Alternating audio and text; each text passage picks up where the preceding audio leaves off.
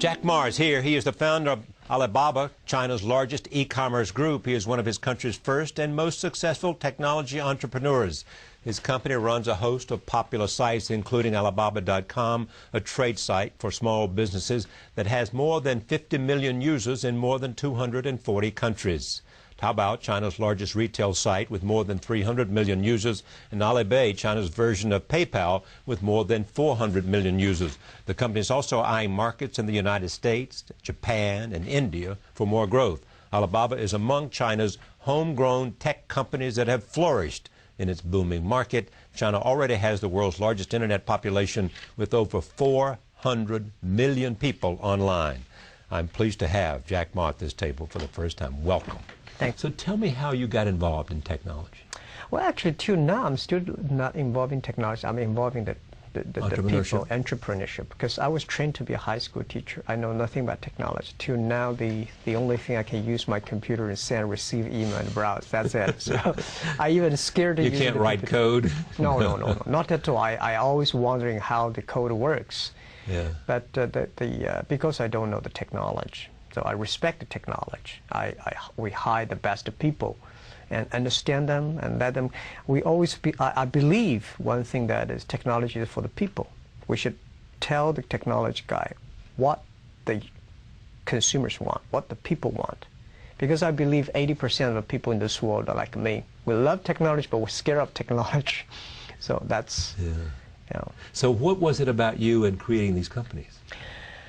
Well,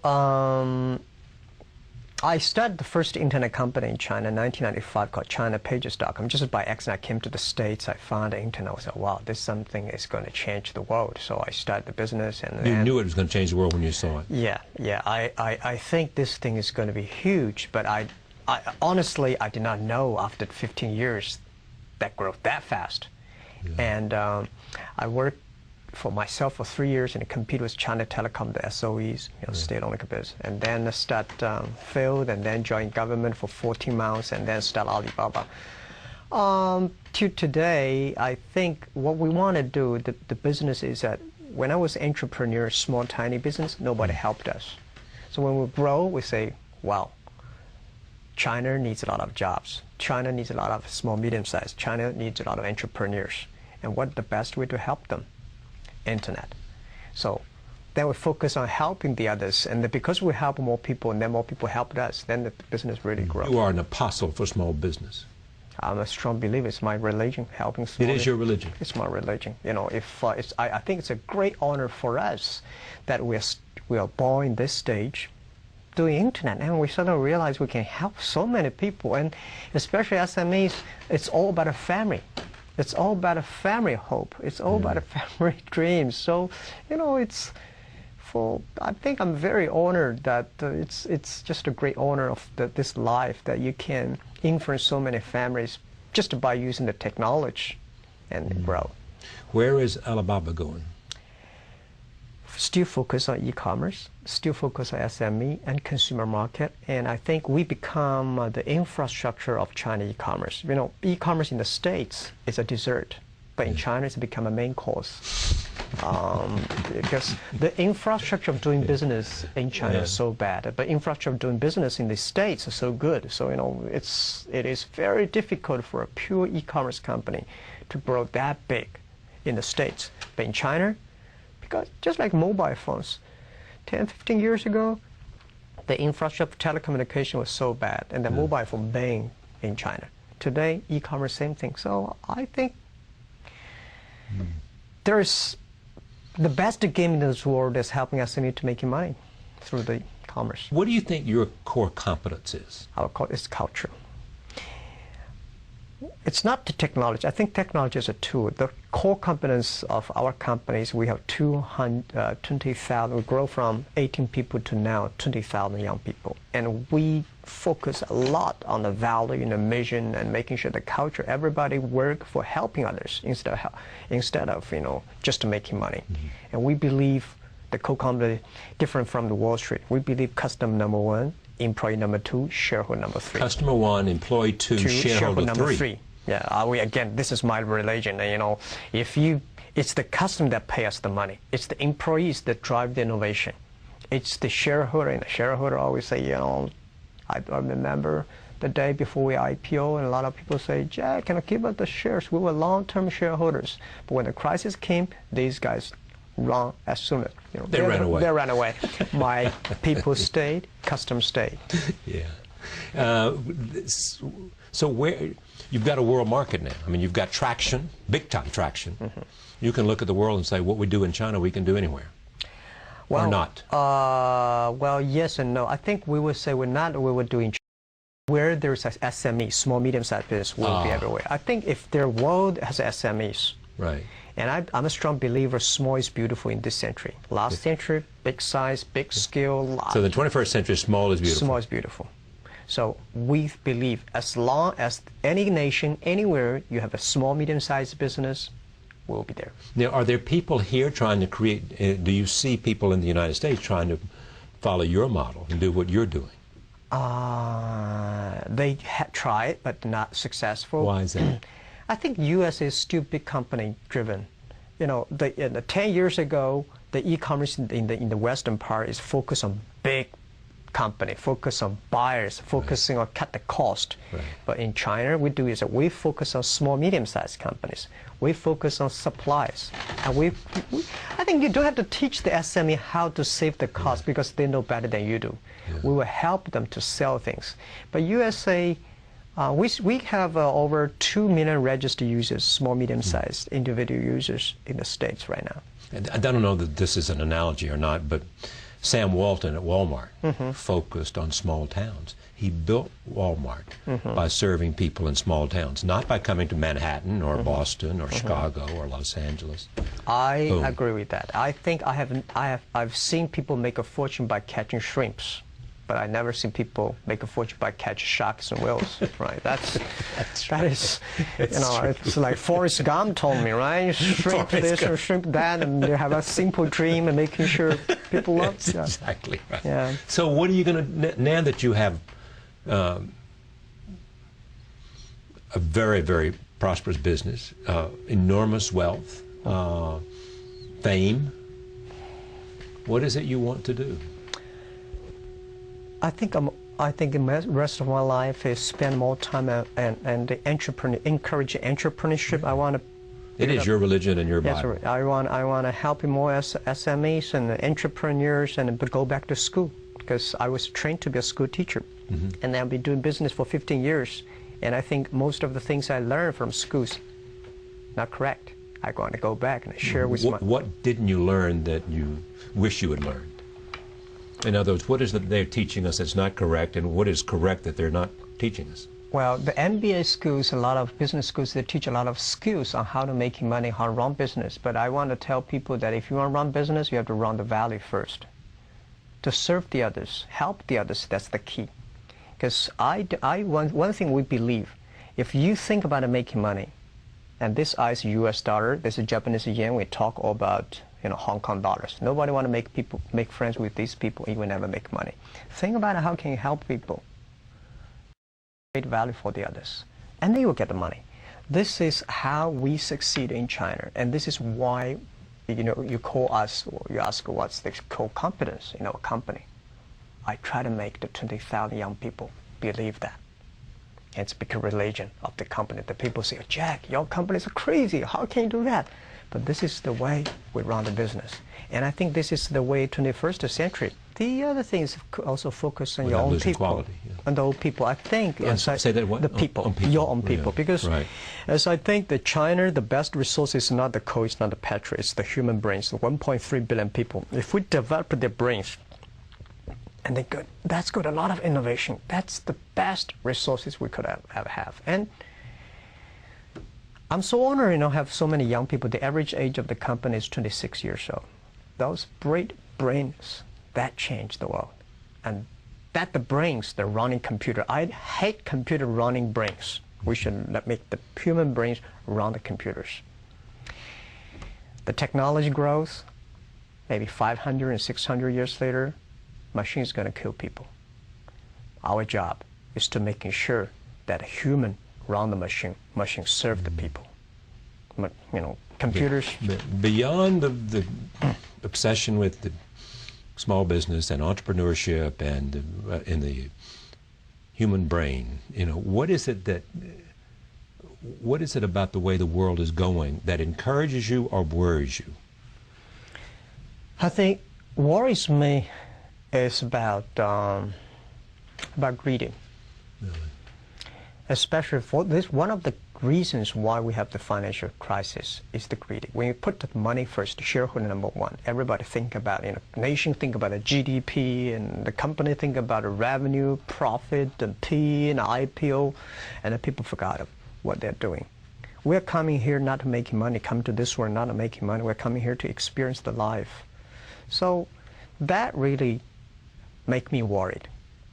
And what make me feel excited, I think the young people, the people who born 1980s and 90s, and these people will find back the values because of the crisis. You really believe that? You think we'll have a return to values because of young people? Because the young people, future young people always better. My father was criticized by my grandfather, and my father criticized me, but my father did better job than my grandfather. I did better, and I believe my kids will do better job than us. Nobody can stop it. Mm-hmm. Now, you work all the time, or do you take time for some balance in your life? If you pause, the answer is you have no balance. Right. Yeah, that's right. Yeah. Yeah. So why is that? Because it's so exciting? Because the challenge is now? It's the only life you know? It makes you happy? What? I think because of the excitement, and because I really treasure and honor this opportunity in my life that I can do things. Because I think my father said, if you were born 30 years ago, earlier, you would probably be in the prison because the idea you think is so dangerous. Yeah. But today, I think no. He said if you were born 30 years ago, you'd be in prison. Before the Cultural Revolution, I would be in prison. They would have gotten you, yeah. The way you talk, the way you think is so ridiculous. Mm-hmm. But what are the ideas that excite you? Or is it just customers? Customers first. Yeah. Second is the last century, a company, if you want to grow, I believe you should find a good opportunity. But today, this world never lack opportunity. Today, if you want to be a great company, think about what social problem you can solve. It's not to catch the opportunity. It's about solving the social problems. Because company like Alibaba, we're growing so fast, it's very difficult for one opportunity that can make us last. Such an organization with the power by internet, with millions of SMEs, with 400 million consumers, what kind of problem you can solve? And I'm excited. Anything you mentioned about cloud computing and talking about the mobile things, anything that's happened in the USA is going to happen in China. Will we continue to lead that technological revolution? You mean the States? Yeah. Yes and no. Because you've got smart people that have more education now.